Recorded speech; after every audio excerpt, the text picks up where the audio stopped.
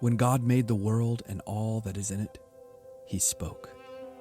When God stretched out the heavens to distances beyond our knowing, he spoke. When he slung the stars and planets into the night sky, he did it with words. The world began with words. And God said, led to the seas teeming with life and great herds roaming the plains. God is a God of words. The God of the Bible is a God who speaks. He has a voice that causes children to be born and forests to shed their leaves.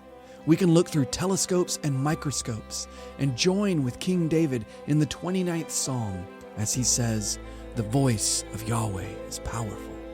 The voice of Yahweh is majestic." God speaks. He has a voice, and he uses his to do wonderful things. But God doesn't just say, "Let there be." He is a storyteller, a master storyteller. His words are alive and active and take the shape of a grand narrative that sweeps across human history and severs open the inner chambers of the human heart. By his word, the great storyteller brings life and light into his spoken world. My name is Kenneth Paget, and this is the Story of God podcast, presented by Wolfbane Books.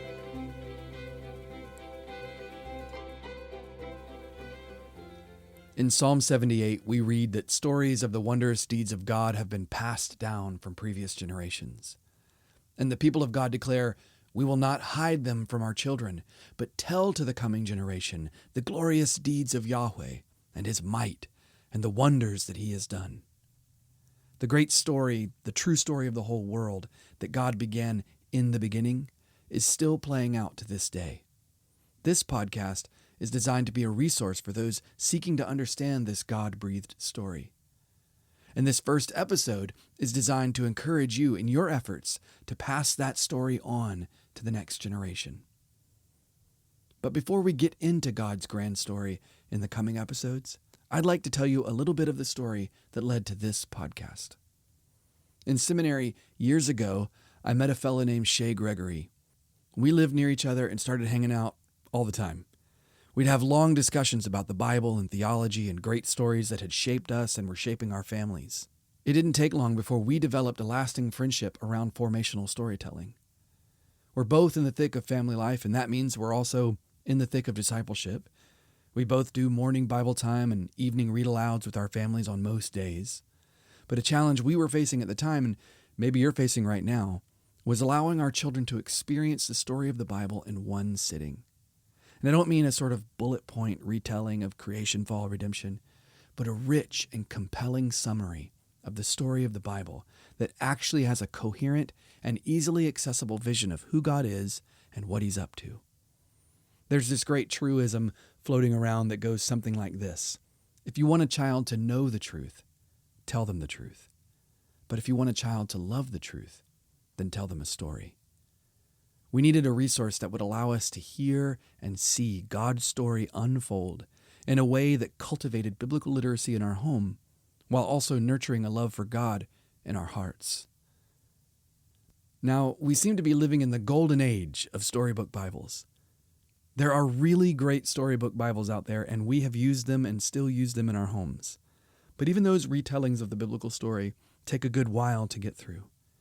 The advantage of hearing the story in one sitting is that it allows a family to orient themselves around the biblical story.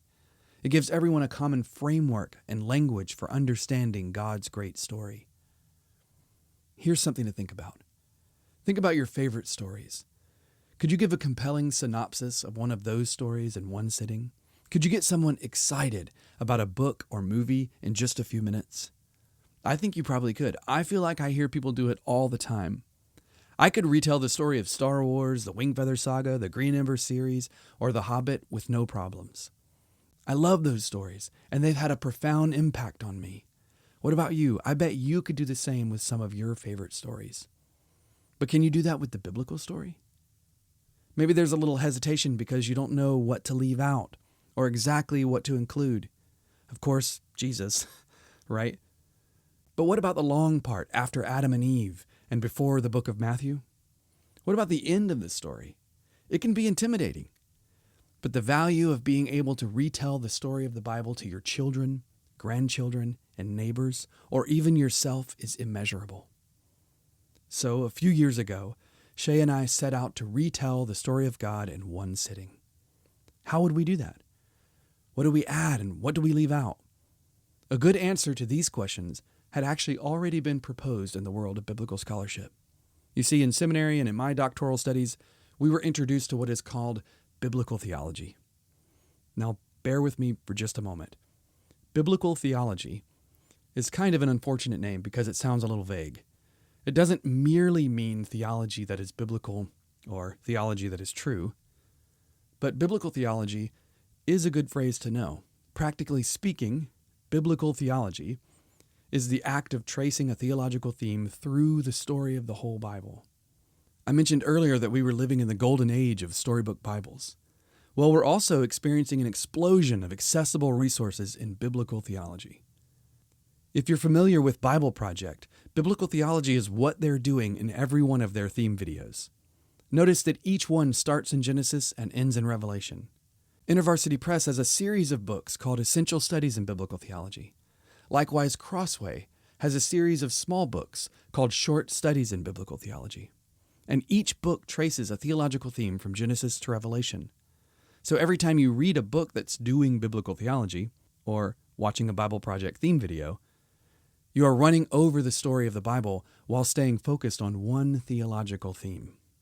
This is a very helpful way to learn about who God is through the story He is telling in the Bible. While all of these new resources in biblical theology were coming out for adults, it was, and still is, hard to find biblical theological resources for children and families. Which is sort of strange when you think about it. Biblical theology is really just storied theology. It's revealing who God is and what He's up to through an unfolding story. But humans are made for stories. We all love to hear them and see them and tell them.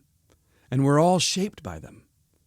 And children are especially ripe for formational storytelling. So Shay and I set out to create a series of books that did just this. And in the fall of 2021, we released a picture book designed specifically for family discipleship called The Story of God with Us. This first season of the Story of God podcast will follow the flow of that book, scene by scene, exploring the foundational theological thread that is woven through Scripture from beginning to end, from creation to new creation, from the Garden of God in the opening chapters of Genesis to the holy city of God at the end of the book of Revelation. And that foundational theological reality is God's unrelenting desire to be with His people. The heart of the story, the central assumption that holds the narrative of the Bible together, is that God has made a people for Himself, and He wants to dwell in their midst as an everlasting source of life and light. In every act, on every page, in every moment, God is seeing to it that His people will dwell in His presence. This was God's goal in creation. It's the purpose of the tabernacle and the temple in the Old Testament. It's the very mission of Jesus, Emmanuel, God with us. And it's the gloriously satisfying end of the story in the final chapters of the Bible. The psalmist says that in the presence of God is the fullness of joy and pleasures forevermore. So I'm inviting you to listen to Season 1 of the Story of God podcast with wide eyes and hopeful hearts as we gaze out on the vista of the biblical story and identify some of its most majestic and soaring peaks. I pray this podcast provides fodder for family discussions around the table and kindling for kingdom imagination in the heart of your home. May you be filled with joy, and may your affections for Him multiply as we explore God's good goal for all creation, that He would dwell with us and we with Him, always and forever, world without end.